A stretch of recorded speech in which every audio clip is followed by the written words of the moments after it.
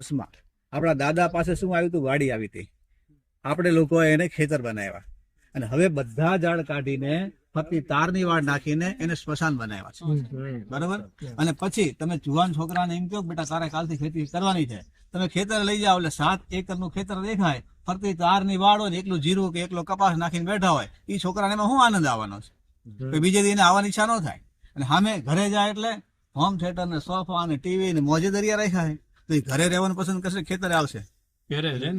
સ્વાભાવિક છે. આપણા ઘેડિયા શું કર્યું હતું કે વાડી એવી હતી કે તમને ત્યાંથી નીકળવાનું મન ન થાય, અને ઘરે જાઓ તો તમને ખાલી સાદું ઘર હોય, ખાટલો હોય, માટલું હોય, ખાધું એટલે નવરા થઈ ગયા, ક્યાં જાવ કે વાડીએ.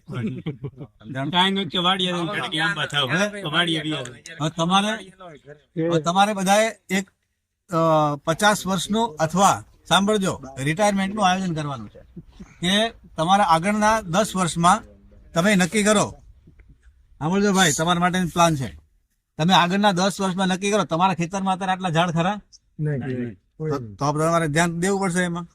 હવે તમે એક ઝાડનું વાવો બીજ, તો એને મોટું થતા પાકું થતા 200 વર્ષ થાય. કેટલા વર્ષ થાય? લીમડો તમે વાવ્યો એને મોટો થતા 200 વર્ષ થાય. એટલા બધા 10-12 વર્ષમાં 3 વર્ષ 4 વર્ષ 3 થી 4 ને 5 વર્ષ, 5 થી વધારે થાય નહીં. તમે આ જાંબુ વાયો તો એને 200 વર્ષ થાય ના થાય. એટલે આપણે વાવી ગયા ને આપણી પેઢીને લખીને કહી જવું પડે કે બેટા આને પાણી પીવડાવજો ને 4થી પેઢીએ જાંબુ મળશે ના. આજે તમે કોઈ પણ ઝાડ વાવો મિનિમમ 3 થી કરીને 5 વર્ષમાં એ થઈ જાય અને ફળ આપતું થઈ જાય. આજે ગાયે વાછડો કે વાછડી જન્માયું એ 3 વર્ષમાં તૈયાર થઈ જાય. તો પ્રકૃતિ આપણે કરતા કેટલી ફાસ્ટ કામ કરે, એ આપણને દેવા માંગે છે, તો આપણે હાથ બંધ કરીને બેઠા છીએ. વાત સમજાણો કાર્યક્રમ?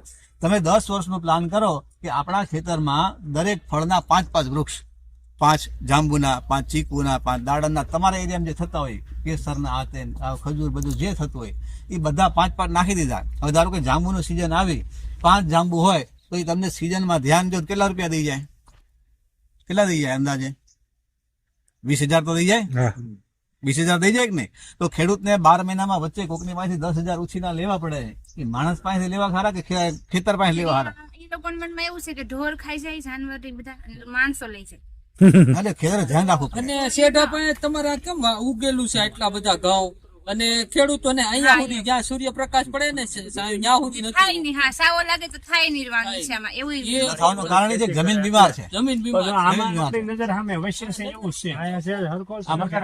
આપણી ના જોઈ ને તો શેઠાન કેરો આવડાવશે. કારણ કે એક તો એની જમીન તમે ઓલો ખાતર નાખ્યું નથી, જમીનમાં કઈ રસ નથી, તો શું થવાનું? આપણી નજર સામે ઝાડવા એટલે સારું. હવે એક બીજી વાત સાંભળો. આ થઈ ગઈ ફળની ફ્રૂટની વાત થઈ ગઈ. પછી જે આપણે કીધું નગોળની વનસ્પતિ છે એના તમે પાન ને એવું ખાવ તો એ ઔષધિ છે. કાચનાર, સીસમ, વરુણ છાલ આ બધા કેન્સરની દવા છે.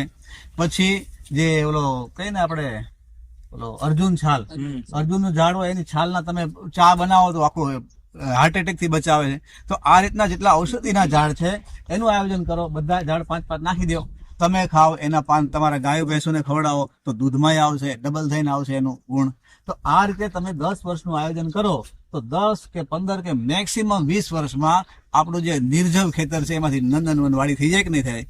અને 20 વર્ષમાં એ સારામાં સારી વાડી થઈ તો 20 વર્ષમાં તમે જુવાન થવાના, ઘેટા થવાના?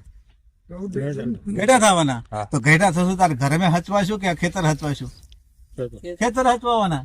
ઘરમાં તમે ચા પાણી પી લીધા એટલે પછી બહુ કહેશે કે ભાઈ બાપાને કેવો ક્યાંક આટો મારવા જાય, કપડા બપડા ધોવા છે, બધું અમારે ઘરનું કામ કરો.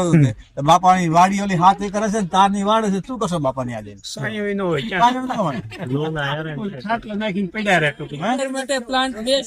Retirement plan. બીજું કે તમે વડીલ થયા તો તમે 4 દિવસનો સામાન લઈને ખેતરે વયા ગયા અને 4 દિવસ ખેતરે જ રહ્યા. તમારા ઘરેથી બધું ભાતું આવી જશે, કોઈને વાંધો નથી. ખવડાવ પીવડાવવાનો છોકરાઓને કોઈ વાંધો નથી. 4 દિવસ પછી તમે ઘરે આવો એટલે શું થાય? ઓહો બાપા આયા, બાપા આયા, બાપા આયા, થાય કે નહીં? એમ છે ને છોકરા બીજું કામ હોય ખેતરનું ધ્યાન રહે ને, ખેતરનું ધ્યાન રાખવાનું હોય. તો રિટાયરમેન્ટ પછી આપણો જે કહે ને કે રિટાયરમેન્ટ પ્લાન, પોલિસી આ તમારી ખેતરથી તમારી રિટાયરમેન્ટ પોલિસી છે, પણ એની ઓળખ કરવાની. જીવશે. જો ખેડૂત છે ને એ જયારે મહેનત કરે ખેતી, સાંભળજો ભાઈઓ, આપણે અત્યારે કેવી ઓફલાઈન ખેતી કરીએ છીએ, ઓનલાઈન ખેતી નથી કરતા. ઓફલાઈન એટલે કે હું ખેડૂત હોઉં, મજૂરોને ખેતરમાં મૂકું, હું ખાલી બોલેરામાં બેઠો રહું ગાડીમાં અને 1 વાગે એટલે પાછો લેવા આવું અને ઘરે મૂકી આવું. તો ખેતી કોણે કરી? મજૂરે કરી. તો તંદુરસ્ત કોણ રહે છે? મજૂર. તો ઈ થઈ ઓફલાઈન ખેતી. ઓનલાઈન ખેતી કરવી એટલે કે તમારે પાવડો લઈને કામે લાગ્યા, ઈ થઈ ઓનલાઈન ખેતી. તમે જયારે પાવડો લઈને લાગો, અહીંથી કેટલી જમીન લાંબી છે, તમે ખેડૂત તરીકે વિચારો કે જયારે કામ કરતો હોય તો આટલા એરિયામાં ફરી લે તો 2-4 કલાક જે મહેનત કરે ને, ઓફિસ વાળા કરતા 3 ગણી મહેનત કરે. 3 ગણી મહેનત કરી તો ભૂખ કેટલી લાગે? 3 ગણી. તો ખાય પણ કેટલું? 3 ગણું. એની રોગ પ્રતિકારક શક્તિ કેટલી હોય? આ બધો સીધો હિસાબ છે, સુખી થવાનો માર્ગ છે.